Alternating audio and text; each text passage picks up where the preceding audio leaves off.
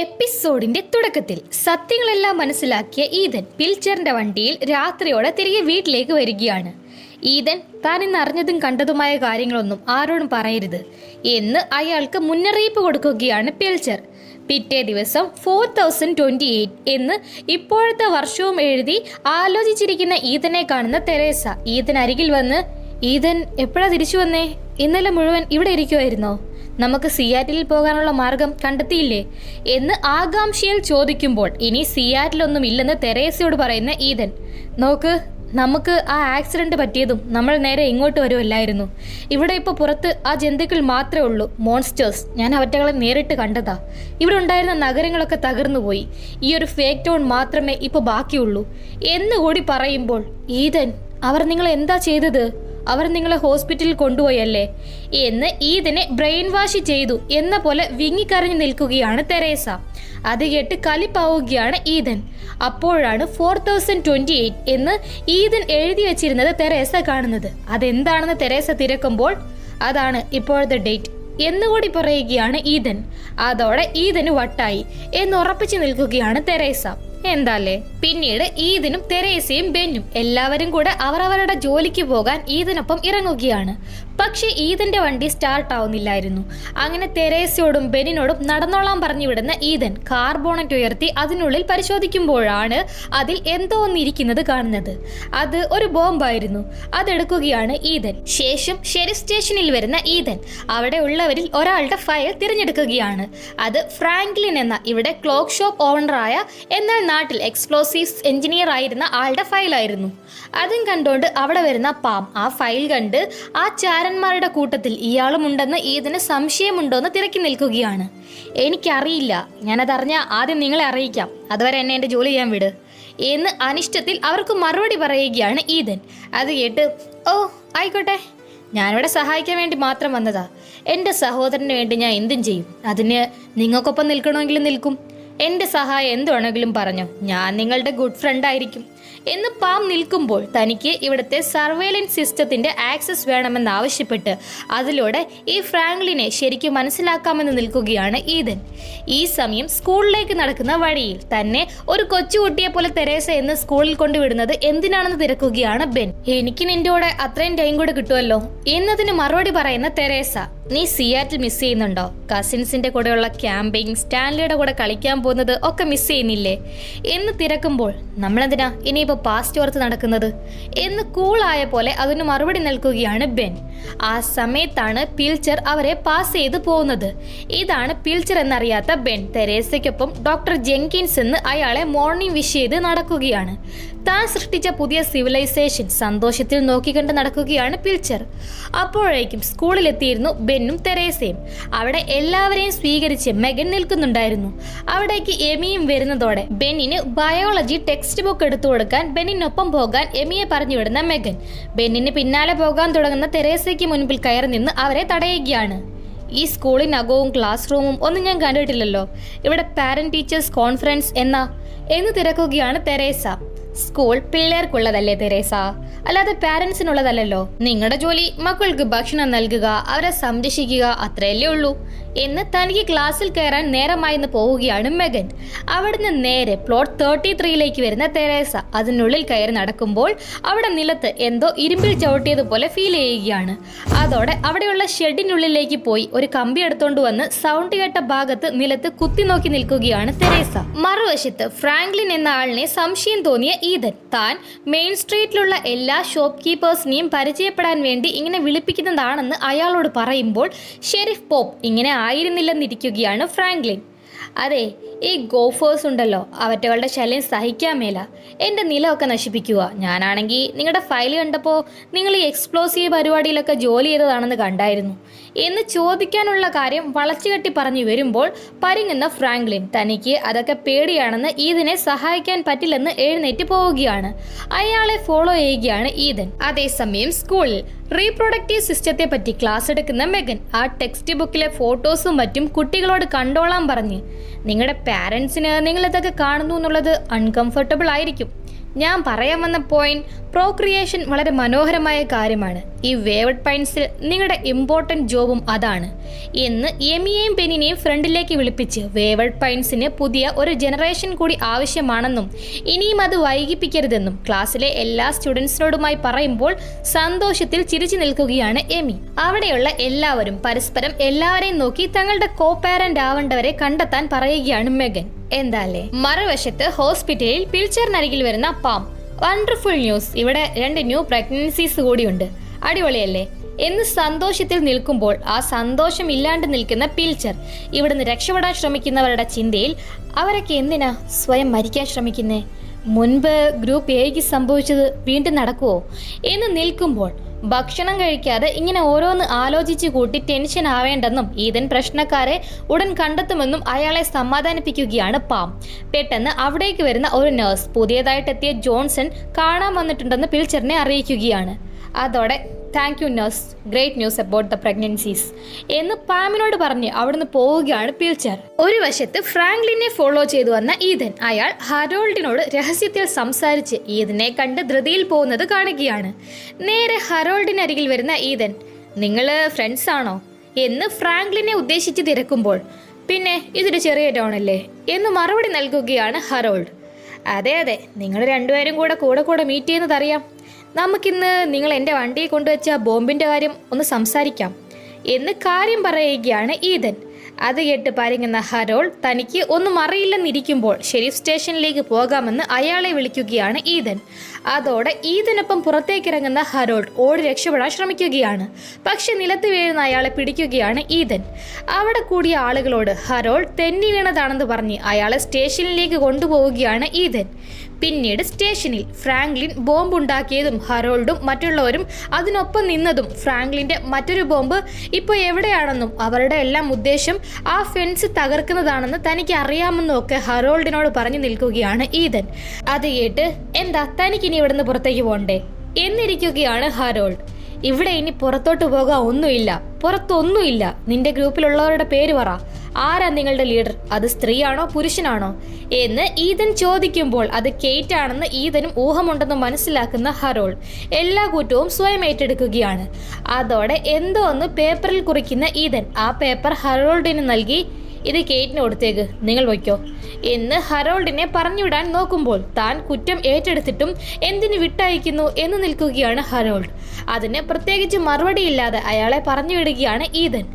അതേസമയം തെരേസയുടെ ഓഫീസിൽ ബില്ലിന് അരികിൽ വരുന്ന തെരേസ, ഞാൻ ഇന്ന് പ്ലോട്ട് 33 അടുത്തൂടെ പോയായിരുന്നു. അവിടെ അണ്ടർഗ്രൗണ്ടിൽ എന്തോ ഉണ്ട്, മെറ്റൽ പോലെ എന്തോ എനിക്ക് ഫീലായി. അങ്ങനെ ഒരു ഒഴിഞ്ഞ സ്ഥലത്ത് എന്തുമായിരിക്കും ആ മണ്ണിനടിയിലുള്ളത് എന്ന് തിരക്കി നിൽക്കുമ്പോൾ അവിടെ ക്യാമറാസ് തങ്ങളെ ശ്രദ്ധിക്കുന്നുണ്ട് എന്ന മുന്നറിയിപ്പ് രഹസ്യങ്ങൾ ഹാപ്പിയായ സേഫായ ഒരു ടൗണിന് വേണ്ടിയുള്ളതാവും. എല്ലാവരും അവരവരുടെ ജോലി നോക്കുന്നതായിരിക്കും നല്ലത് എന്ന് പറയുമ്പോൾ കാര്യം മനസ്സിലാക്കി ആ ചർച്ച അവിടെ അവസാനിപ്പിക്കുകയാണ് തെരേസ. തെരേസയോട് ഹോസ്പിറ്റലിൽ പോയി ചില ഫയൽസ് എടുത്തുകൊണ്ട് വരാൻ ആവശ്യപ്പെടുകയാണ് ബിൽ. മറുവശത്ത് ഈതന്റെ വീട്ടിൽ ഹരോൾഡിന്റെ പക്കൽ ഈതൻ കൊടുത്ത കുറിപ്പ് കണ്ടു എന്ന് വന്ന് നിൽക്കുകയാണ് കെയ്റ്റ്. അവിടെ സർവേലൻസ് ഒക്കെ താൻ ഡിസേബിൾഡ് ആക്കി എന്ന് കെയ്റ്റിനെ അറിയിച്ച് അവർക്ക് കോഫി എടുക്കുന്ന ഈതനോട്, നിങ്ങളുടെ ട്രക്കിൽ ബോംബ് ഉണ്ടായിരുന്നെന്ന് ഞാൻ കേട്ടു, ആരാത് ചെയ്തതെന്ന് സത്യമായി എനിക്കറിയില്ല എന്ന് കെയ്റ്റ് നിൽക്കുമ്പോൾ, ഓക്കെ, പക്ഷെ അവരുടെ ലീഡറായ നിനക്ക് കൂട്ടത്തിൽ ആരാ ഇത് ചെയ്തത് എന്നറിയാമായിരിക്കുമല്ലോ. അക്കൗണ്ടൻ്റായ ഹരോൾഡ് എന്താണെങ്കിലും ഇതിൻ്റെ ഒന്നും ലീഡർ ആവാൻ പറ്റില്ല.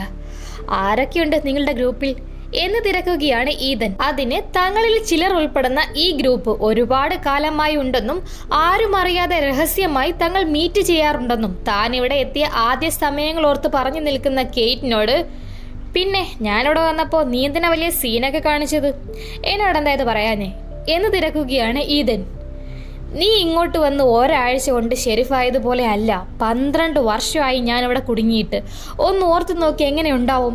ഈ ജയിലിൽ നിന്ന് എനിക്ക് രക്ഷപ്പെടണമായിരുന്നു എന്ന് തങ്ങളുടെ പദ്ധതികൾ പൊളിയാതെ ഇരിക്കാൻ താൻ ശ്രമിക്കുകയായിരുന്നു എന്ന് കെയ്റ്റ് മറുപടി പറയുമ്പോൾ, നോക്ക് കെയ്റ്റ്, നമുക്കറിയാവുന്ന ലോകം ഇനി ഇല്ല, ആ ഫെൻസിനപ്പുറം ഒന്നുമില്ല. ഇത് 2014 അല്ല, 21ാം നൂറ്റാണ്ട് പോലും അല്ല എന്നൊക്കെ വിളിച്ചു പറയുകയാണ് ഈതൻ. 21ാം നൂറ്റാണ്ടല്ലെന്ന് പറഞ്ഞാൽ ഈതൻ എന്താ ഉദ്ദേശിച്ചത് എന്ന് കിറങ്ങിയിരിക്കുകയാണ് കെയ്റ്റ്. ആ സീൻ അവിടെ കട്ടാവുമ്പോൾ ഇങ്ങ് സ്കൂളിൽ മെഗന്റെ ഇന്നത്തെ ക്ലാസ് അടിപൊളിയായിരുന്നു എന്ന് അവരോട് വന്ന് പറയുന്ന എമിയോട് എമിക്കും ബെന്നിനും ഇടയിൽ ലവ് ഒക്കെ വർക്കൗട്ട് ആവുന്നുണ്ടോ എന്ന് തിരക്കുകയാണ് മെഗൻ. അതിന് തനിക്ക് ബെന്നിനെ ഇഷ്ടമാണെന്നും ഇന്ന് രാത്രി ബെന്നിനെയും കൂട്ടി തനിക്ക് ഒരു റൊമാൻറ്റിക് ഡേറ്റിന് താല്പര്യമുണ്ടെന്നും പ്രോക്രിയേഷന് താൻ തയ്യാറായെന്നും മെഗനെ അറിയിക്കുകയാണ് എമി. ഇതൊന്നും അറിയാതെ അവിടെ നിൽക്കുകയാണ് ബെൻ. എന്താണെങ്കിലും സന്തോഷത്തിൽ എമിയെ വിഷ് ചെയ്ത് അവിടുന്ന് പോവുകയാണ് മെഗൻ. എന്താലേ. മറുവശത്ത് കെയ്റ്റിനോട് ഇത് 2000 വർഷങ്ങൾക്ക് ശേഷമാണ് തങ്ങൾ ഉള്ളതെന്ന കഥ പറഞ്ഞ ഈതൻ കെയ്റ്റിന് പിന്നിൽ പ്രവർത്തിക്കുന്നവരുടെ ഡീറ്റെയിൽസ് ചോദിക്കുകയാണ്. എന്നാൽ ഒന്നും പറയാൻ കെയ്റ്റ് തയ്യാറായിരുന്നില്ല. അതോടെ എൻ്റെ ട്രക്കിൽ ബോംബ് വെച്ചവൻ ആരാണെന്ന് വെച്ചാൽ ഇങ്ങ് പറഞ്ഞേരെ. നാളെ രാവിലെ നിങ്ങളുടെ പക്കലുള്ള ആയുധങ്ങളും എക്സ്പ്ലോസീവ്സും എനിക്ക് കിട്ടണം. എങ്കിൽ ഇതെല്ലാം നമുക്കിടയിൽ നിൽക്കും. എന്താണെങ്കിലും ആ ഫെൻസ് തകർക്കാൻ നിങ്ങൾക്ക് പറ്റില്ല എന്ന് കെയ്റ്റിനെ ദേഷ്യത്തിൽ പറഞ്ഞു വിടുകയാണ് ഈതൻ. നേരെ ടോയ് സ്റ്റോറിൽ വരുന്ന കെയ്റ്റ്, നിങ്ങൾ പറഞ്ഞത് ശരിയാ, അവർ ഈതനെയും ബ്രെയിൻ വാഷ് ചെയ്തു. നമുക്കിനി തീരെ സമയമില്ല. ഇനി ഒരു സെക്കൻഡ് ചാൻസ് കിട്ടണമെന്നില്ല. എല്ലാവരോടും എല്ലാം പറയണം. നമുക്ക് ഇന്ന് രാത്രി തന്നെ നമ്മുടെ പ്ലാൻ നടപ്പിലാക്കാം എന്ന് ഹരോൾഡിനോട് അറിയിക്കുകയാണ്. ആ സമയത്താണ് പാമിന്റെ ആനുവൽ ഫെർട്ടിലിറ്റി കൺസൾട്ടിനെത്താൻ കെയ്റ്റിന് കോൾ വരുന്നത്. ശേഷം പാമിനെ കാണാൻ വന്നിരിക്കുകയാണ് കെയ്റ്റും ഹരോൾഡും. ഹരോൾഡിനും പ്രോബ്ലം ഒന്നുമില്ല, കെയ്റ്റിനും പ്രോബ്ലം ഒന്നുമില്ല. പക്ഷെ അവർക്ക് കുട്ടികളാവുന്നില്ല എന്നുള്ളതിന്റെ കാരണം മനസ്സിലാവുന്നില്ലെന്നിരിക്കുകയാണ് പാം. അങ്ങനെ ആ സെക്ഷൻ കഴിഞ്ഞതോടെ പുറത്തേക്ക് ഇറങ്ങുന്ന കെയ്റ്റ് എല്ലാവരോടും എല്ലാം പറഞ്ഞ് മനസ്സിലാക്കാനും ടെഡിനെയും കൂട്ടിയുള്ള ബാക്കപ്പ് പ്ലാനും അതിന്റെ വഴിക്ക് നടക്കട്ടെ എന്നും ഹരോൾഡിനെ അറിയിക്കുകയാണ്. എല്ലാം സമ്മതിച്ചു നിൽക്കുന്ന ഹരോൾഡ്, നമ്മൾ രണ്ടും ഒരുമിച്ച് ഇത് ചെയ്യണോ? ഞാൻ ചെയ്യാം എന്ന് നിൽക്കുമ്പോൾ മരിക്കുന്നെങ്കിൽ തങ്ങൾ ഒരുമിച്ച് എന്ന് നിൽക്കുകയാണ് കെയ്റ്റ്. ഹരോൾഡ് പോയതോടെ ഒറ്റയ്ക്ക് ഹോസ്പിറ്റൽ ലിഫ്റ്റിൽ നിൽക്കുന്ന കെയ്റ്റിനെ അവിടെ ഫയൽ എടുക്കാൻ വന്ന തെരേസ കാണുകയാണ്. രണ്ടുപേരും പരസ്പരം മൈൻഡ് ചെയ്യാതെ നിൽക്കുന്നുണ്ടെങ്കിലും ഒടുവിൽ ലിഫ്റ്റിന് പുറത്തേക്ക് പോകുന്ന കെയ്റ്റിനെ വിളിക്കുന്ന തെരേസ, ഒരു മിനിറ്റ്, ഇതിന്റെ കാര്യത്തിൽ എനിക്കൊരു സമാധാനമില്ല എന്ന് പറയുമ്പോൾ കാര്യം മനസ്സിലാക്കി തെരേസയും കൂട്ടി നടക്കുകയാണ് കെയ്റ്റ്. ശേഷം 2000 വർഷങ്ങൾക്ക് ശേഷം മനുഷ്യന്മാർ ഇല്ലാതെയായതും അവിടെ എത്തി. ഇനി ഈ ഭൂമിയിൽ ആകെയുള്ള മനുഷ്യർ തങ്ങൾ മാത്രമാണെന്നുമുള്ള കഥ ഈതൻ തെരേസയോട് പറഞ്ഞു എന്ന് തിരക്കുകയാണ് കെയ്റ്റ്. പറഞ്ഞെന്ന് തെരേസ നിൽക്കുമ്പോൾ, എനിക്കറിയില്ല ആ കുന്നിന് മുകളിലുള്ളവർ എങ്ങനെയോ ആളുകളെ ബ്രെയിൻ വാഷ് ചെയ്യുന്നുണ്ട്. ഞാനിവിടെ വന്ന് ഒരാഴ്ചയ്ക്ക് ശേഷം ഇവിടെ വർക്കാവുന്ന ഒരു ഫോൺ ഞാൻ കണ്ടെത്തി. അത് ഞാൻ എടുത്ത് സീക്രട്ട് സർവീസിലേക്ക് വിളിച്ചു. അന്ന് ഏജന്റ് ആഡം ഹാസ്ലർ എനിക്കൊരു മെസ്സേജ് അയച്ചായിരുന്നു. അതായത് ഞാൻ ഒരു ഗവൺമെൻറ് എക്സ്പീരിമെൻറ്റിലാണത്രേ. ഇതൊക്കെ മറ്റൊരു ഏജൻറ്റും അറിഞ്ഞുകൊണ്ടാണെന്ന് ഓർക്കുമ്പോഴാണ് എന്ന് ആഡം ഇതിനൊക്കെ പിന്നിലുള്ളത് കെയ്റ്റ് മനസ്സിലാക്കിയത് പറയുമ്പോൾ ഇതൊക്കെ കെയ്റ്റ് ഇതിനോട് പറഞ്ഞിട്ടുണ്ടോ എന്ന് തിരക്കുകയാണ് തെരേസ. ഇല്ലെന്നും തനിക്ക് ഇനി നിൽക്കാൻ സമയമില്ലെന്നും അവിടുന്ന് പോകാൻ തുടങ്ങുന്ന കെയ്റ്റ് തിരിച്ചു വന്ന്, നിങ്ങൾ ഒരു ഗുഡ് പേഴ്സൺ ആണ് തെരേസ. നമുക്കിടയിൽ മറ്റൊരു തരത്തിലുള്ള പരിചയമായിരുന്നു ഉണ്ടായിരുന്നതെങ്കിൽ എന്ന് ഞാൻ ആഗ്രഹിച്ചു പോകുന്നു. ഐ എം സോ സോറി എന്ന് ഈതന് താനുമായി ഉണ്ടായിരുന്ന അവിഹിത ബന്ധം ഓർത്ത് ആത്മാർത്ഥമായി സോറിയും പറഞ്ഞിട്ട് പോവുകയാണ് കെയ്റ്റ്. പിന്നീട് വീട്ടിൽ വരുന്ന തെരേസ ഈതനോട് അയാൾക്ക് ഈ വന്ന മാറ്റത്തിൽ തങ്ങൾക്കെല്ലാം ആശങ്കയുണ്ടെന്ന് അറിയിച്ചിരിക്കുമ്പോൾ, ഞാൻ ഇതൊക്കെ ചിന്തിച്ചുണ്ടാക്കി പറയാൻ എനിക്കെന്താ വട്ടുണ്ടോ? ഞാൻ ഇതൊക്കെ നേരിട്ട് കണ്ടതാ തെരേസ, എല്ലാം സത്യമാ. നീ കെയ്റ്റ് എന്താ പറഞ്ഞതെന്ന് പറ എന്ന് നിൽക്കുകയാണ് ഈതൻ. കെയ്റ്റിനോട് സംസാരിച്ചതൊക്കെ പറയുന്ന തെരേസ കെയ്റ്റ് തന്നോട് ഗുഡ് ബൈ പറഞ്ഞു പോകുന്നത് കണ്ടിട്ട് അതൊരു പെർമനന്റ് ഗുഡ് ബൈ പോലെ തോന്നി എന്ന് ആലോചിച്ച് പറയുമ്പോഴാണ് തെരേസയ്ക്ക് എന്തോ പന്തികേട് തോന്നുന്നത്. ഈതനും കാര്യം മനസ്സിലാവുകയാണ്. അതോടെ താൻ ബെന്നിനെ സ്കൂളിൽ നിന്ന് വിളിച്ചോണ്ട് വരാമെന്നിറങ്ങുകയാണ് ഈതൻ.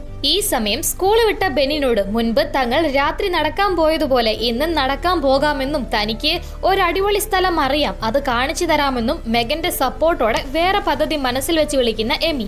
അവിടേക്ക് വന്ന ടെഡിന്റെ ഡെലിവറി വണ്ടി കണ്ട് തനിക്ക് ഒരടിപൊളി പ്ലാൻ ഉണ്ട്, രാത്രി ആരും കാണാതെ വീട്ടിൽ നിന്ന് ഇറങ്ങണമെന്നൊക്കെ ബെന്നിനോട് പറഞ്ഞു നിൽക്കുകയാണ്. ആ സമയത്താണ് ഈതൻ അവിടേക്ക് വന്ന് ബെന്നിനെ വിളിക്കുന്നത്. ബെൻ വരുന്ന ലക്ഷണമില്ലെന്ന് കാണുന്ന ഈതൻ എമിയോട് ബൈ പറഞ്ഞ് ബെന്നിനെ കൊണ്ടും ബൈ പറയിപ്പിച്ച് നിൽക്കുകയാണ്. രാത്രി വീട്ടിൽ നിന്ന് ചാടുന്ന കാര്യം മറക്കേണ്ടെന്ന് ബെന്നിനെ ഓർമ്മിപ്പിച്ചു വിടുകയാണ് എമി. അതേസമയം ടെഡിനെ വന്ന് കാണുന്ന ഹറോൾഡ് ഈതന്റെ കാറിൽ ടെഡ് പൈപ്പ് ബോംബ് കൊണ്ടുവച്ചത് ആര് പറഞ്ഞിട്ടാണെന്നും തങ്ങൾ കൊലപാതകങ്ങളല്ലെന്നും ഇപ്പോൾ ഈതന് തങ്ങളെ സംശയമുണ്ടെന്നും കലിപ്പാവുകയാണ്. അതിന് ഈതൻ പീറ്ററിനെ കൊന്നത് ഓർമ്മിപ്പിച്ച് താനിപ്പോൾ ഹറോൾഡിനൊപ്പം നിൽക്കണോ വേണ്ടയോ എന്നിരിക്കുകയാണ് ടെഡ്. അത് കേട്ട് ടേബിളിന് താഴെ വെച്ചിരുന്ന കവർ പതിയെ ടെഡിന് നീക്കി നൽകുകയാണ് ഹറോൾഡ്. മ്യൂസിക് ബോക്സ് ഉള്ള ആ കവറും എടുത്ത് നൈസിന് അവിടുന്ന് പോവുകയാണ് ടെഡ്. പിന്നീട് അന്ന് രാത്രി ഫെൻസിനരികിൽ ചിലർ നിൽക്കുന്നുണ്ട് എന്ന വിവരം ഈദനെ അറിയിച്ചിരുന്നു പാം. അങ്ങനെ അത് നോക്കാൻ വരികയാണ് ഈദൻ. ഈ സമയം 10 മിനിറ്റിൽ ബോംബ് പൊട്ടുന്നത് പോലെ സെറ്റ് ചെയ്ത് കൂട്ടാളികളുമായി ഫെൻസിനരികിൽ നിൽക്കുകയായിരുന്നു കെയ്റ്റ്. ആർക്കെങ്കിലും പിന്മാറാൻ തോന്നുന്നെങ്കിൽ തിരിച്ചു പോകാമെന്ന് കെയ്റ്റ് അറിയിക്കുന്ന സമയത്താണ് അവിടേക്ക് ഈദൻ വരുന്നത്. അതോടെ കെയ്റ്റിനെ ഗൺ പോയിന്റിൽ നിർത്തുന്ന ഈദൻ മറ്റുള്ളവരെ നിലത്ത് കിടത്തി ഫ്രാങ്ക്ലിനെ കൊണ്ട് ബോംബ് ഡിസാം ചെയ്യിപ്പിക്കുകയാണ്. ശേഷം ഈ ചതി തന്നോട് വേണ്ടായിരുന്നു എന്ന് നിൽക്കുന്ന കെയ്റ്റിനെ സംഘത്തെ സ്റ്റേഷനിലേക്ക് കൂട്ടിക്കൊണ്ടുപോവുകയാണ് ഈദൻ. അങ്ങനെ സ്റ്റേഷനിൽ ഇതിന് പിന്നിൽ ഉള്ളവന്മാർ ഈദനെ മനസ്സുമാറ്റിയെന്നും തങ്ങൾക്ക് സിയാറ്റിലിൽ പോവണ്ടേയെന്നും മയത്തിൽ ഈദനോട് ചോദിച്ചു നിൽക്കുകയാണ് കെയ്റ്റ്. അത് കേട്ട് സിയാറ്റിൽ അതൊക്കെ മറന്നു കളക്കേറ്റ്, ഇനി അതൊന്നും നടക്കില്ല, ഈ ആളുകളെ കൂടി നീ വട്ടന്മാരാക്കാതെ എന്ന് തന്റെ ഭാഗം പറയുകയാണ് ഈദൻ. ഇതൊക്കെ അവസാനിച്ചെന്ന് നീ കരുതണ്ട ഈദൻ, എല്ലാം തുടങ്ങുന്നതേ ഉള്ളൂ എന്ന് കലിപ്പായി ഈദനെ പുച്ഛിക്കുകയാണ് കെയ്റ്റ്. അത് കേട്ടതും ഈ കൂട്ടത്തിൽ ഹറോൾഡ് ഇല്ലെന്ന് മനസ്സിലാക്കുന്ന ഈദൻ ഹറോൾഡിനെ തിരക്കി, ഇനി ഒരു ബോംബ് കൂടെ ഉണ്ടല്ലേടി, ബാക്കപ്പ് പ്ലാൻ, മര്യാദയ്ക്ക് ഹറോൾഡ് എവിടെയെന്ന് പറഞ്ഞോ എന്ന് കെയ്റ്റിനോട് ദേഷ്യപ്പെടുകയാണ്. പക്ഷെ അതുകൊണ്ടൊന്നും കെയ്റ്റിന് ഭയം ലവലേശം ഇല്ല. ഒന്നും പറയാനും പോകുന്നില്ലെന്ന് കണ്ട് സ്വയം അന്വേഷിക്കാൻ പുറത്തേക്ക് ഇറങ്ങുകയാണ് ഈദൻ. മറുവശത്ത് എമി പറഞ്ഞ സമയത്ത് ആരും കാണാതെ വീട്ടിൽ നിന്ന് പുറത്തേക്ക് ജനൽ വഴി ഇറങ്ങുകയാണ് ബെൻ. ശേഷം എമിയെ കണ്ട് ആ പെണ്ണിന്റെ പ്ലാൻ പോലെ ടെഡിന്റെ ട്രക്കിൽ കയറാൻ മറഞ്ഞു നിൽക്കുന്ന ബെൻ, നമുക്ക് നടന്നാ പോരെ എന്ന് തിരക്കുമ്പോൾ, ഇത് അതിനേക്കാൾ അടിപൊളിയാ, ജസ്റ്റ് റിലാക്സ്, ഞാനിങ്ങനെ കുറെ പ്രാവശ്യം ചെയ്തിട്ടുള്ളതാ എന്ന് വെൽ എക്സ്പീരിയൻസ്ഡ് ആയ പോലെ പറയുന്ന എമ്മി. ടെഡ് പാക്കേജ് കൊണ്ടു കൊടുക്കുന്ന ടൈമിൽ ആ വണ്ടിക്കുള്ളിൽ ബെന്നുമായി ഒളിച്ചു കയറുകയാണ്. ഒരു വശത്ത് പാമ്പിനരികിൽ വന്ന് ഹറോൾഡ് ഇപ്പൊ എവിടെയാണെന്ന് നോക്കി പറയാൻ ആവശ്യപ്പെടുകയാണ് ഈദൻ. CCTV ചെക്ക് ചെയ്യുന്ന പാം 1 മണിക്കൂർ മുൻപ് ഡെലിവറി ട്രക്ക് ഡ്രൈവർ ടെഡുമായി ഹറോൾഡ് സംസാരിച്ചിരിക്കുന്ന ദൃശ്യങ്ങൾ കാണിച്ചു കൊടുക്കുമ്പോൾ ടെഡിന്റെ ട്രക്ക് ഇപ്പോൾ എവിടെയാണെന്ന് തിരക്കുകയാണ് ഈദൻ. ടെഡ് സ്ഥിരം പോകാറുള്ള റൂട്ടിലായിരിക്കുമെന്നും ഫെൻസിനരികിൽ വെച്ച് ട്രക്ക് മാറി കയറുമെന്നും അറിയിക്കുകയാണ് പാം. ആ സമയത്താണ് ഹറോൾഡിനും ടെഡിനും അടുത്ത് ഒരു കവർ ഈദൻ ശ്രദ്ധിക്കുന്നത്. അത് സ്ലോ മോഷനിൽ നോക്കുന്ന പാം ഹറോൾഡ് ടെഡിന് രഹസ്യത്തിൽ ആ കവർ നീക്കി നൽകുന്നത് കണ്ട് ഞെട്ടിയിരിക്കുകയാണ്. അതോടെ കാര്യം മനസ്സിലായി ട്രക്ക് തിരഞ്ഞിറങ്ങുകയാണ് ഈദൻ. മറുവശത്ത് ആ ട്രക്കിനുള്ളിൽ ഈ കവർ കണ്ട് അത് തുറന്നു നോക്കി മ്യൂസിക് പ്ലേ ചെയ്ത് അത് ബോംബാണെന്ന് അറിയാതെ ആക്റ്റീവാക്കി നിൽക്കുന്ന എമി നേരെ ചെന്ന് ബെന്നിനെ കിസ് ചെയ്യുകയാണ്. ഞെട്ടി നിൽക്കുകയാണ് ബെൻ. ഒരു വശത്ത് ട്രക്കിന് പുറകെ എത്തുന്ന ഈദനെ തടയാനായി അയാളുടെ വണ്ടിക്ക് മുൻപിലേക്ക് ഇരുമ്പ് ബോക്സ് തള്ളിക്കൊണ്ട് നിർത്തുകയാണ് ആ പ്രദേശത്തുള്ള ചിലർ. ഈദന്റെ വണ്ടി നിയന്ത്രണം വിട്ടു പോകുന്നതോടെ അവർ അവിടുന്ന് ഓടിയും രക്ഷപ്പെടുകയാണ്. ആ വണ്ടി ഇനി സ്റ്റാർട്ട് ആവില്ലെന്ന് മനസ്സിലാക്കി ട്രക്കിന് പിറകെ ഓടുകയാണ് ഈദൻ. മറുവശത്ത് ബോംബ് ആക്റ്റീവ് ആക്കിയത് അറിയാതെ ട്രക്ക് ഓടിക്കുകയാണ് ടെഡ്. ട്രക്കിനുള്ളിൽ കിസ്സിംഗ് പുരോഗമിപ്പിച്ച് നിൽക്കുകയാണ് എമി. പുറത്ത് ആ ട്രക്കിന് പുറകെ ഓടുന്ന ഈദനെ സാക്ഷിയാക്കി പെട്ടെന്ന് ആ ബോംബ് ബ്ലാസ്റ്റായി ട്രക്ക് പൊട്ടിച്ചിറങ്ങുകയാണ്. ഞെട്ടിപ്പോയി അവിടേക്ക് ഓടിയെത്തുന്ന ഈദൻ ആ തീക്കും പുകയ്ക്കും അടുത്ത് പ്രേതം പിടിച്ചതുപോലെ നിൽക്കുന്ന എമിയെ കണ്ട്, നിനക്ക് കുഴപ്പമൊന്നുമില്ലല്ലോ എമി, ഇവിടെ നീ എന്താ ചെയ്യുന്നേ എന്ന് തിരക്കി നിൽക്കുമ്പോഴാണ് ഒരു ഓലക്കീറോ വാഴയിലോ ഇങ്ങെടുത്തോ എന്നെ മൂടാൻ എന്നതുപോലെ ബെൻ നിലത്ത് കിടക്കുന്നത് ഈദൻ കാണുന്നത്. ബെന്നിനെ കണ്ട് അരികിൽ ചെന്ന് ബെന്നിനെ വിളിച്ച് വെപ്രാളപ്പെട്ടിരിക്കുകയാണ് ഈദൻ. അങ്ങനെ ഇന്നത്തെ എപ്പിസോഡ് ഇവിടെ അവസാനിക്കുമ്പോൾ വല്ല പെമ്പിള്ളേരും വിളിക്കുന്നതായിട്ട് ഇറങ്ങിച്ചെന്ന ഇങ്ങനെ ഇരിക്കും അവസ്ഥ എന്നതുപോലെ ബെൻ തട്ടിപ്പോയിട്ടുണ്ടാവുമോ? ഇവിടെ നടന്ന ഈ ബോംബ് ബ്ലാസ്റ്റിനൊക്കെ പിന്നിൽ കെയ്റ്റ് ആണെന്നിരിക്കവേ ഇനി ഇവിടെ കെയ്റ്റിന്റെയും കൂട്ടാളികളുടെയും അവസ്ഥ എന്താവും? ഹറോൾഡ് എവിടെയാണ്? ഇനി ഫെൻസ് തകർക്കാൻ അയാളുടെ പക്കൽ വേറെയും ബോംബ് ഉണ്ടാവുമോ? കാത്തിരിക്കുക, കഥ തുടരും. ടിൽ ദെൻ ഇറ്റ്സ് യുവർ ഹൈറ സൈനിങ് ഓഫ്. ബൈ.